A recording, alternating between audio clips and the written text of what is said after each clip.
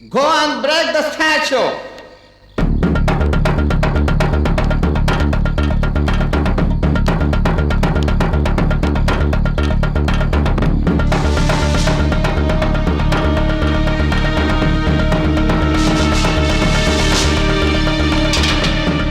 Do it, man!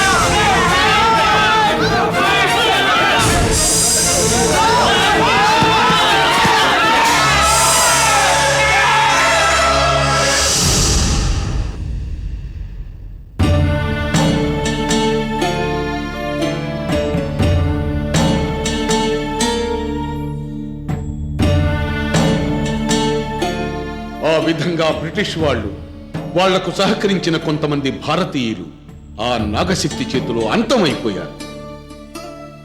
దాంతో ఆ ఆలయం సమస్య తీరిపోలేదు. సమస్య మరో రూపంలో ఆ ఊరిలోనే పొంచి ఉంది. ఆ ఊళ్ళో మాణిక్యం, మార్తాండ అని ఇద్దరు కమల పిల్లలుండేవారు. వాళ్ళు ఒకే తల్లి గర్భాన జన్మించిన కమలలే అయినా ఇద్దరి రూపురేఖలు ఒకేలా ఉన్నా ఇద్దరి ఆలోచన విధానంలో చాలా తేడాలుండేవి. మాణిక్యం అతను పేరుకు తగ్గట్టు మంచి మాణిక్యంలాగానే ఉండేవాడు. అతని ఆలోచనలు ఎప్పుడు మంచిగానే ఉండేవి. ఎప్పుడూ పొరపాటున కూడా చెడు ఆలోచన చేసేవాడు కాదు. అంతేకాదు, అతను అత్యంత దైవభక్తి పరాయణుడు. అతని మనసులో ఎప్పుడు దైవచింతన ఉండేదే తప్ప మరో దాని గురించి మనసులోకి రానిచ్చేవాడే కాదు. అలాంటి అతనితో పుట్టిన మార్తాండ మాత్రం పూర్తి భిన్నంగా, అత్యంత విరుద్ధంగా ఉండేవాడు. అతను ఎప్పుడూ మంచి గురించి ఆలోచించేవాడు కాదు. మనసు నిండా దుర్మార్గపు ఆలోచనలే. అంతటితో ఆగితే పర్వాలేదు. ఈ ప్రపంచంలో అతని అత్యంత శక్తివంతుడుగా ఉండాలనే దురాలోచనతోనూ, నిత్య యవ్వనుడుగాను మృత్యుంజయుడుగాను ఉండాలనే దురాశతో ఒక మాంత్రికుడితో సహవాసం చేసేవాడు. మార్తాండ ఎంతటి దుర్మార్గుడైనప్పటికీ ఇంట్లో వాళ్లతోనూ ఊళ్ళో వాళ్లతోనూ ఎంతో మంచివాడుగా నటించేవాడు. మార్తాండ తాలూకు దుర్మార్గపు ఆలోచనలే అతనితో పుట్టిన పాపానికి, మాణిక్యం జీవితానికి శాపాలయ్యాయి.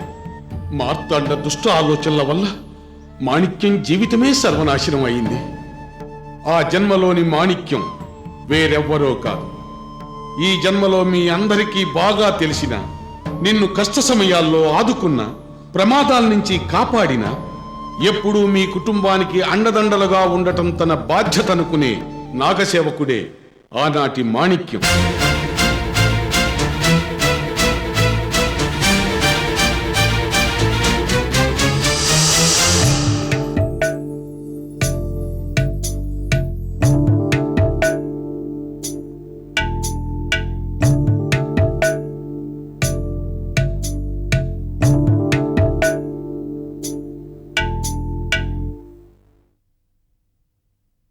మాణిక్యం,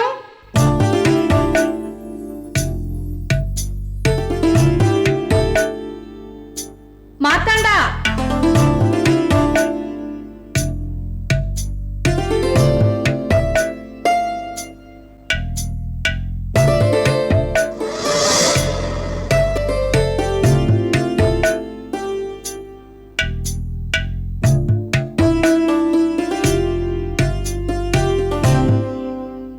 తినరా, భోజనం వేళ అయింది, భోజనం చేతురు గాని.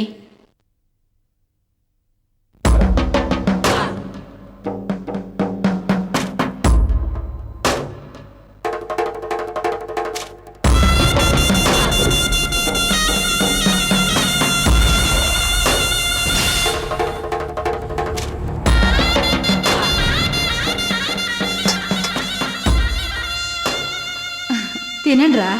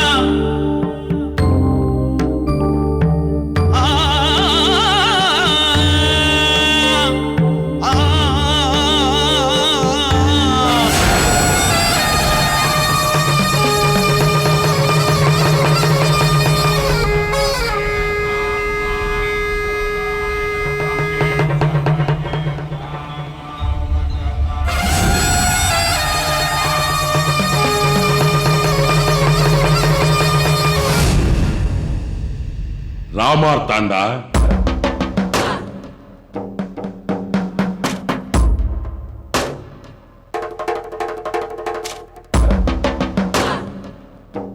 నువ్వింతవరకు నా మాంత్రిక కార్యాలకు అండగా నిలిచావు. నీలాంటి అనుచరుడు దొరకడం నా అదృష్టం. నీకేదైనా బహుమానం ఇవ్వదలుచుకున్నాను. కోరుకో, నీకేం కావాలో. నాకు 2 కోరికలున్నాయి, నెరవేరుస్తారా? నాకు అసాధ్యమన్నది ఏదీ లేదు. కోరుకో. నా మొదటి కోరిక, నాకెప్పటికీ ముసలితనం రాకూడదు. ఎన్నేళ్ళైనా యవ్వనంతోనే ఉండాలి. అలాగే యవ్వనవంతుడుగా నువ్వు ఉండాలంటే ఏం చెయ్యాలో చెబుతాను. నేను చెప్పినట్టు చెయ్యి. యవ్వనం నీ వశమవుతుంది. చెప్పండి.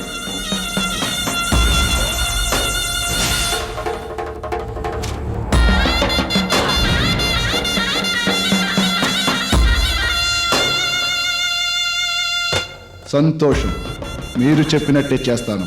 మరి నీ రెండవ కోరికేమిటి? అది మీ వల్ల అవుతుందా? నా శక్తినే శంకిస్తున్నావా? అంతటి కష్టసాధ్యమైన కోరిక నీది. ముందు నీ కోరికేమిటో చెప్పు. నేను మృత్యుంజయుడుగా ఉండాలి. నీరు, నిప్పు, గాలి, భూమి, ఆకాశంలో ఎక్కడైనా నేను బతకాలి. నాకు చావంటూ ఉండకూడదు. ఏ ప్రకృతి వైపరీత్యం గాని, మనిషి గాని, దైవం గాని, ఏ శక్తి అయినా గాని నన్ను చంపకుండా ఉండాలి.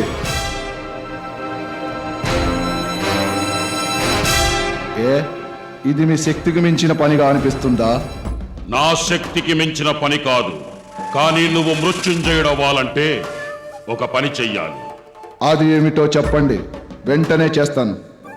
అది అంత సులభమైన పని కాదు. అది ఎంతటి అసాధ్యమైన పనైనా గానీ చేస్తాను. నువ్వు మృత్యుంజయుడవ్వాలంటే నాగసముద్రంలోని నాగశక్తి విగ్రహాన్ని తీసుకొచ్చి నాకు అప్పగించాలి. అప్పగిస్తాను. మరి మీకు విగ్రహాన్ని అప్పగిస్తే నేనెలా మృత్యుంజయుని అవుతాను? ఆ విగ్రహాన్ని తీసుకొస్తే నీతో పాటు నేను కూడా మృత్యుంజయుడినవుతాను. అదెలా అని ఆలోచిస్తున్నావా? నువ్వు ఆ విగ్రహం తీసుకువస్తే నా మాంత్రిక శక్తి ప్రభావం వల్ల విగ్రహ రూపంలో ఉన్న ఆ నాగశక్తి నిజ రూపం దాలుస్తుంది. అంటే విగ్రహం పసిబిడ్డగా మారుతుంది. అప్పుడు మాంత్రిక రక్తంతో కూడుకున్న ఆహారాన్ని ఆ పసిబిడ్డకు తినిపించగలిగితే మనం మృత్యుంజయులం అవుతాం. ఏంటి, విగ్రహాన్ని తీసుకురాగలవా? తీసుకురాగలను. ఎలా తీసుకువస్తావు? అది నాకు వదిలేయండి, నేను చూసుకుంటాను.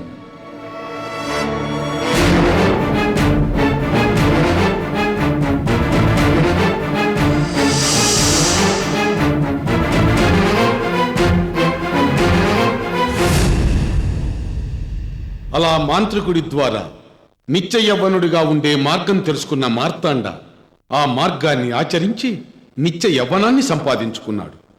మాంత్రికుడికి దక్షిణగా నాగశక్తితో కూడుకున్న ఆ పసిపాప విగ్రహాన్ని అప్పగించడానికి మార్తాండ ఒక కుటిల పథకం పన్నాడు. ఆ పథకాన్ని తన సోదరుడు మాణిక్యం ద్వారా అమలుపరచడానికి సిద్ధం అయ్యాడు.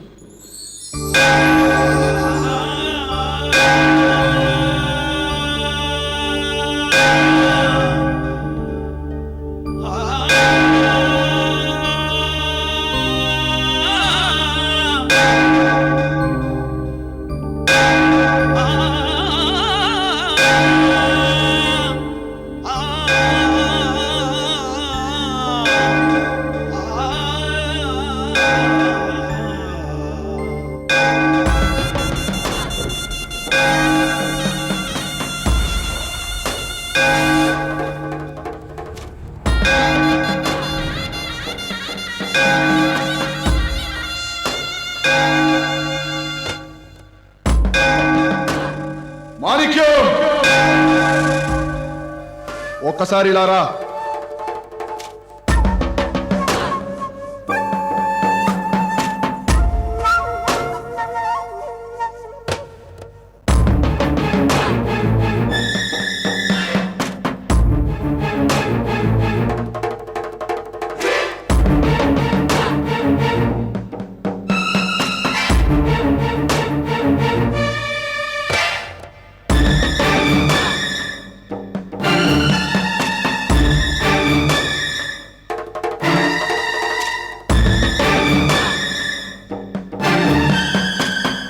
ఏంటి మార్తాండ?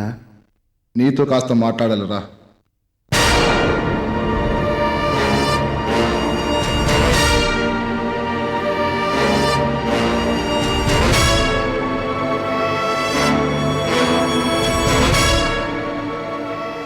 ఇలాగొచ్చి కూర్చో.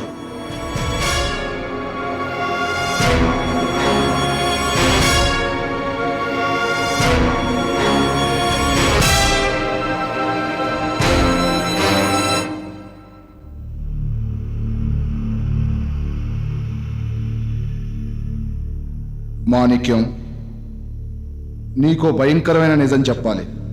ఏంటి మార్తాండ అది? ఆ తెల్లవాళ్ళు మన ఊరి అమ్మవారి ఆలయం విగ్రహం కింద నిధులున్నాయని తవ్వకాలు జరిపించడానికి ప్రయత్నించారు, తెలుసు కదా? ఎందుకు తెలీదు? వచ్చిన తెల్లవాళ్ళు అమ్మవారి ఆగ్రహానికి బలైపోయారు కదా. అంతటితో సమస్య తీరిపోలేదు మాణిక్యం. ఆ తెల్లవాళ్ళు ఇంకా రెచ్చిపోయారు.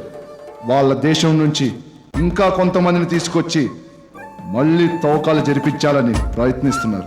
రాని వస్తే వాళ్ళే చేస్తారు. అలాగనుకోక మాణిక్యం, వాళ్ళు దెబ్బతిన్న వాళ్ళు. ఇప్పుడు చాలా పగడ్బందీగా పథకం పంటారు. వాళ్ళ బారి నుండి ఆ విగ్రహాన్ని కాపాడుకోవాల్సిన బాధ్యత మన మీద ఉంది. ఇంతకీ ఏం చేద్దామంటావు? మనం అమ్మవారి విగ్రహం ఆలయంలో ఉంచకుండా వేరే చోటు ఉంచాలి. నువ్వేమంటున్నావో నాకు అర్థం కావట్లేదు. ఇందులో అర్థం కాకపోవడానికి ఏముంది మాణిక్యం? ఆ విగ్రహాన్ని తీసుకెళ్లి వేరే ఎక్కడైనా భద్రపరుద్దాం. ఆ విగ్రహాన్ని అక్కడి నుంచి తీస్తే అమ్మవారి ఆగ్రహానికి గురవుతాం. వద్దు, విగ్రహం అక్కడే ఉంటే వాళ్ళొచ్చి తవ్వకాలు జరిపేటప్పుడు అమ్మవారి విగ్రహం ముక్కలైపోతుంది. అప్పుడు ఈ ఊరే నాశనం అయిపోతుంది.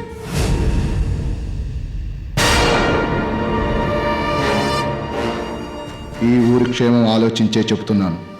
ఈ రోజు రాత్రికి అమ్మవారి విగ్రహం తీసుకొచ్చి ఎక్కడ భద్రపరచాలో నేను చెప్తాను. అయితే ఈ విషయం ఊరి వాళ్ళకు కూడా చెప్పి చేస్తే మంచిది. వద్దు మాణిక్యం, ఊళ్ళో వాళ్ళకి చెబితే దైవాగ్రహానికి గురవుతామని భయంతో ఎవ్వరూ మనల్ని పనిచేయనివ్వరు. మనం పని పూర్తి చేసి ఎందుకు ఇలా చేయాల్సి వచ్చిందనేది తర్వాత వివరంగా చెబుదాం. మనం చేసేది మంచి పనేనా? 100% మంచి పని. ఇంకేమీ ఆలోచించకు. ఈ రోజు రాత్రికి విగ్రహం తీసుకురావడానికి సిద్ధంగా ఉండు.